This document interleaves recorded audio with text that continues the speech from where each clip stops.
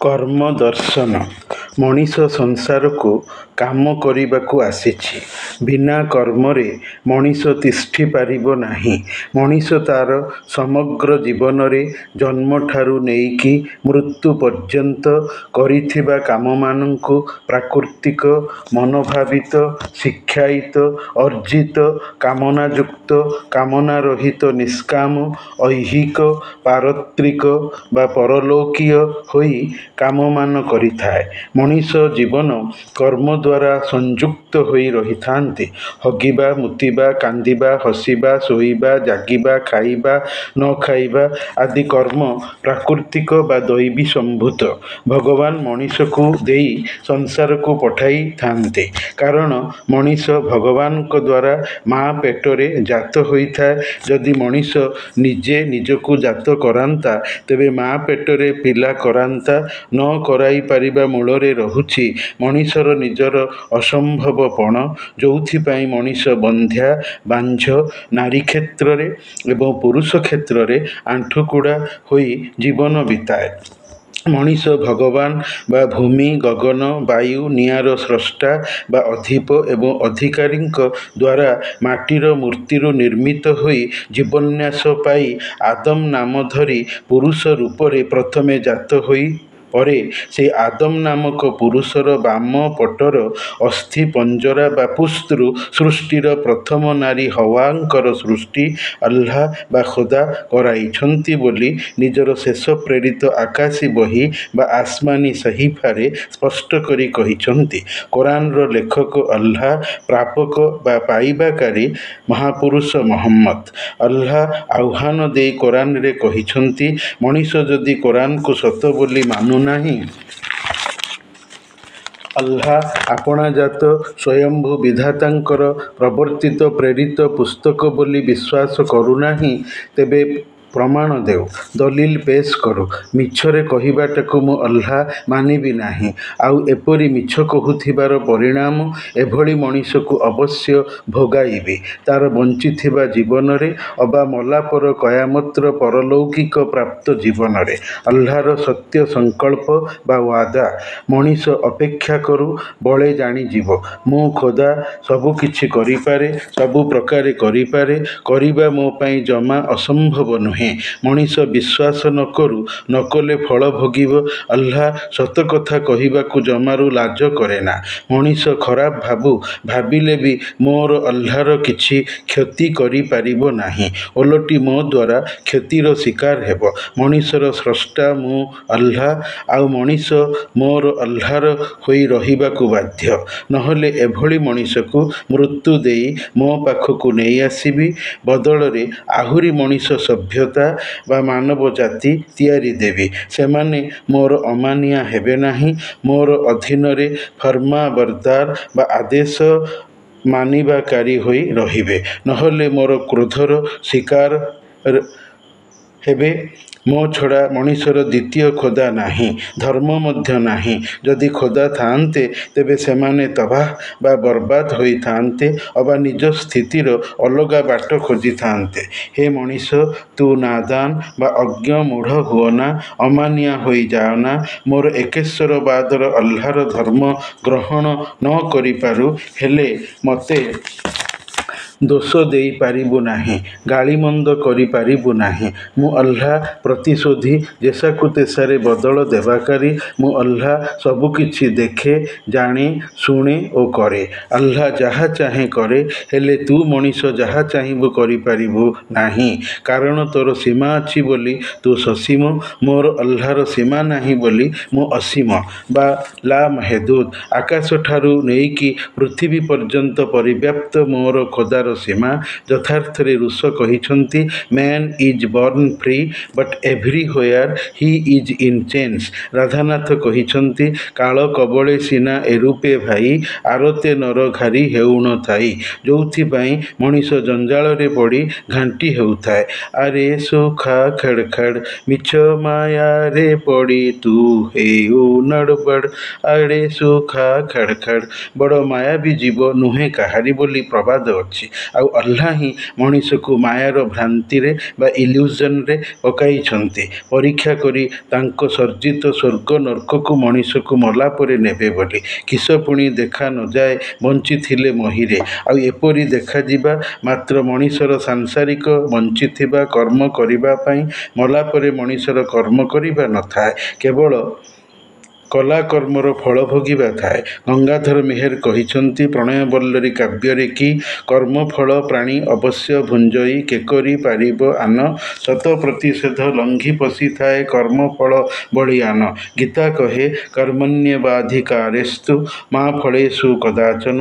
କର୍ମରେ ମଣିଷ ଅଧିକାର, ଫଳରେ ନୁହେଁ। ସନ୍ନ୍ୟାସୀ ନାମକ ହିନ୍ଦୀ ସିନେମାର ଗୀତରେ ଅଛି କରମ କିଏ ଯା ଫଲ କି ଇଚ୍ଛା ମତ କର ଏ ଇନସାନ ଜୈସି କରମ କରେଗା वैसे फल देगा भगवान। ये है गीता का ज्ञान, ये है गीता का ज्ञान। कर्मयोगी नामक हिंदी सिनेमा गीतरे अच्छी तेरे जीवन का है कर्मों से नाता तू ही अपना भाग्य विधाता जैसी लिखेगा कर्मों की रेखा जैसी लिखेगा तू कर्मों की रेखा देना होगा दिल सिल का लेखा हो देना होगा दिल सिल का लेखा देना होगा दिल सिल का लेखा। गायक मान्ना दे कुरान भी कहे हे मनीष तुमको ताहारी बदल मिलिब जहाँ तुम्हें करुथिल तुम्हें उसी का बदला जो करते थे। अगत्या कर्म मनीष जीवन पाई बहुत दरकार। तेबे भागवत कहे कर्म कषण देह सहे अरण्य अजगर प्राय। कर्म कष्ट को देह सहे जेमिति जंगल रे अजगर साप शिकार गिली हालिया हुई गोटे जगार लंब हो पड़ी थाए। आपे अर्जिला कर्म मान आगु होइब सावधान। माने काम करिबा पूर्वरु बुद्धिमान मनीष भाबिबा चिंतिबा दरकार कि से कौ काम करुछि से करिबारे क्षति किछि नाही तो नहले काम समस्या आनिब जंजाल रे मनीष को पकाइब। आ एथिपाई मनीष मनर इच्छा आकांक्षा अछि दुष्टपादी शैतानर प्रलोभन रहिछि संगमयतार प्रभाव अछि भविष्यत कालर अजनापण अछि जोथिपाई मनीष जानिपारि नथाए काम करिबार गतिविधि को तार परिणाम को। अल्लाह मध्य एथिपाई दायी। से कहिछंती मु जेउ मनीष को चाहिबी मोर धर्मर ठीक बाट देखाइबी आउ जेउ मनीष को चाहिबी पथहुड़ा कराइबी। तेबे मनीष मते मानुथिले मु मनीष को ठीक बाट चाहिले देखाई पारे। तथापि मनीष को परीक्षा बा आजमाइश रे अवश्य पकाई अनुसंधान करिबी मनीषर मो प्रति आसक्तिर स्थिति बा अवस्था को केते दूर मनीष मो प्रति विश्वस्त अनुगत अछि। बिना परीक्षा रे मनीषर मो प्रति विश्वास अकल्पनीय। इस्लाम धर्म छड़ा धर्म नाही। इन्ना दीना इंदल्लाहिल इस्लाम पाठ आले इमरान कुरान भाग 3। मोर अल्लाहर पाखरे इस्लाम ही धर्म। मु अल्लाह इस्लाम धर्म व्यतीत अन्यान्य बातिल बा मिछ धर्म मानंकु संसार रे एवं मनीष जीवन रे चालिबाकु अनुमति देई नाही। आ एई सबु बातिल धर्म मूल एकेश्वरवादर मोर रहिथिबा धर्मरु शैतानर जरिया रे बदली बदली कुफर बा अविश्वास एवं समकक्षकारितार मुश्रिक बा शिर्क बा अन्यान्य मिछ सत्ता यथा माटी पत्थर काठ धातुरे मनीष हाथ गढ़ा मूर्ति एवं मिछ धर्मगुरु को मो सहित तुलना करी समान मने करी मते छाड़ी सेमानकु प्रभु उपास्य मने करी पूजारे बदली जाइछि जहा कि मो द्वारा अग्राह्य तथा शास्ति प्राप्तिर हकदार हेबे। मनीष जानी शुणी कि एसबु करुछि पुणी मते कहुछि आमे एसबु एथिपाई करुछु कि एमाने आमको प्रकृत अल्लाहଙ୍କ पाखरे नेई पहुंचाई देबे। मो अल्लाह बारंबार पैगंबर मानक जरिया रे मनीष को मना करिबा सत्वे मनीष अज्ञ मूढ़ होई जाइअछि। तेणु मु बाध्य हेबी मनीष को सजा देबाको। मनीष मोर संपत्ति से मरी मो पाखकु आसीबो। इन्ना लिल्लाहि व इन्ना इलैहि राजिऊन। आमे अल्लाहर संपत्ति आमको मरी अल्लाहଙ୍କ पाखकु जिबार अछि। इन्ना नहिनु नुहियल मौता। निसंदेहतः आमे अल्लाह मृतकंको जीवित करिबु। आमे ଲେଖିକି ରଖୁଛୁ କି ମଣିଷର କର୍ମମାନଙ୍କୁ କୟାମତ ଯେବେ ଜାରି ହେବ ମଣିଷକୁ ତାର କର୍ମ ପୁସ୍ତିକା ତାର ହାତରେ ଧରାଇ ଦିଆଯିବ। ପରନ୍ତୁ ଅବିଶ୍ୱାସୀ କାଫିର, ସମକକ୍ଷକାରୀ ମୁଶ୍ରିକ, ମୁନକିର ବା ଅମାନିଆ, ମୁନାଫିକ ବା କପଟିଆ, ଫାସିକ ବା ଏକେଶ୍ୱରବାଦର ଧର୍ମ ନଷ୍ଟକାରୀ ଏବଂ ଜାଲିମ ବା ଆତ୍ମା ଅତ୍ୟାଚାରୀ ଏମାନେ ବିନା ହିସାବରେ ସିଧାସଳଖ ନର୍କ ଯନ୍ତ୍ରଣା ଭୋଗିବାକୁ ଚାଲିଯିବେ। ସତର୍କ ସାବଧାନ କରିବା ପରେ ବି ଯଦି ମଣିଷ ନିଜ ଜିଦ୍ଦିରେ ଅଟଳ ରହିବ, ନିଜକୁ ସୁଧାରିବ ନାହିଁ, ତେବେ ଏଭଳି ମଣିଷ ସୀମା ଟପାକାରୀ ନର୍କଦଣ୍ଡ ଭୋଗ ତା ପାଇଁ ନିଶ୍ଚିତ। ମଣିଷର ପରଲୌକୀୟ ବିଚାର ଇସଲାମ ଧର୍ମ ଅନୁଯାୟୀ ହେବ। ମୁନକିର ନକିର ଆସିବେ, ମଣିଷ ପୁନର୍ଜୀବିତ ହେବ। ପ୍ରଶ୍ନୋତ୍ତର କାର୍ଯ୍ୟକ୍ରମ ମଣିଷର ମଲା ପରେ ପୁନର୍ଜୀବନକୁ ତାର ମଲା ଶରୀରରେ ତାର ଆତ୍ମା ଫେରାଇ ଉଠାଇ ବସାଇ ପଚାରିବେ। କାଫିର କହିପାରିବ ନାହିଁ, ମୁସଲମାନ ପାପୀ ମଣିଷ ବି ଉତ୍ତର ଦେଇପାରିବ ନାହିଁ। ଦେବ ସେହି ଯିଏ ପୁଣ୍ୟବାନ, ପବିତ୍ର, କାୟ ମନ ବାକ୍ୟରେ ମୋର ସବୁଦିନିଆ ରହିବାର ଏକେଶ୍ୱରବାଦର ସନାତନ ଧର୍ମକୁ ସତ୍ୟ ମନରେ ମାନୁଥିବା ବ୍ୟକ୍ତି। ମଣିଷର ପ୍ରାକୃତିକ କର୍ମ ହେଲେ ଖାଇବା, ପିଇବା, ଜାଗିବା, ଶୋଇବା, ବୁଲିବା, ହଗିବା, ମୁତିବା, ବୟସ ବିତାଇ ପିଲାରୁ ବଡ଼ ଓ ବୁଢ଼ା ହେବା, ଯାହାକୁ ମୁଁ ଆଲ୍ଲାହ ହିଁ ଦିଏ। ମନୋଭାବିତ କର୍ମ ତାହା ଯାହାକୁ ମଣିଷ ନିଜ ମନ ଇଚ୍ଛାରେ କରେ। ଇମାନରୁ ବେଇମାନ ହେବା, ଅମାନିଆ ହେବା, ଖୋଦାର କଥା ନ ମାନିବା। ଶିକ୍ଷାୟିତ କର୍ମ ପାଠ ପଢ଼ିବା, ସ୍କୁଲ ଯିବା, କଲେଜ ପଢ଼ିବା, ବହି ପଢ଼ିବା। ଅର୍ଜିତ କର୍ମ ତାହା ଯାହାକୁ ମଣିଷ ନିଜ ଜୀବନରେ ଅର୍ଜନ କରେ, ପାଏ, ପ୍ରାପ୍ତ କରେ। ବିବାହ, ପରିବାର, ସନ୍ତାନୀ କୁଟୁମ୍ବ, ଉପାର୍ଜନ, ଚାକିରି, ବେପାର, ପାପ ପୁଣ୍ୟ, କାମନାଯୁକ୍ତ କର୍ମ, ଆଶା ରଖି କରୁଥିବା କାମ, କାମନା ରହିତ କର୍ମ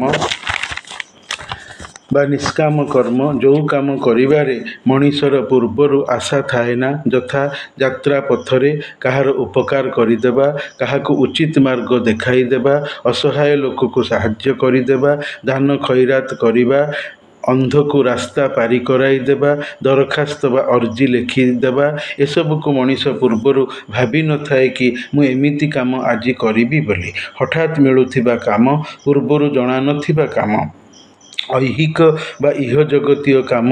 ସଂସାରରେ ବଞ୍ଚି ରହିବାକୁ ହେଲେ ଯେଉଁ କାମମାନ ସାଧାରଣତଃ କରାଯାଏ, ସ୍ତ୍ରୀ ପିଲା ପିଲିଙ୍କର ଦାୟିତ୍ୱ ନେବା, ତାଙ୍କର ଚାହିଦା ପୂରଣ କରିବା, ପାଠ ପଢ଼ି ମଣିଷ ହେବା, ଚାକିରି ବ୍ୟବସାୟ କରିବା, ବାପା ମାଆଙ୍କର ସେବା ଶୁଶ୍ରୂଷା କରିବା ଆଦି। ପାରତ୍ରିକ ବା ପରଲୌକିକ କର୍ମମାନ ହେଲେ ଈଶ୍ୱର ବିଶ୍ୱାସୀ, ପୂଜା ପାଠ, ମୃତ୍ୟୁ ପର ଜୀବନ ବିତାନ ପାଇଁ ଯେଉଁ କାମ ସବୁ କରାଯାଏ ତାହା ପାରତ୍ରିକ ବା ପରଲୌକୀୟ କାମ।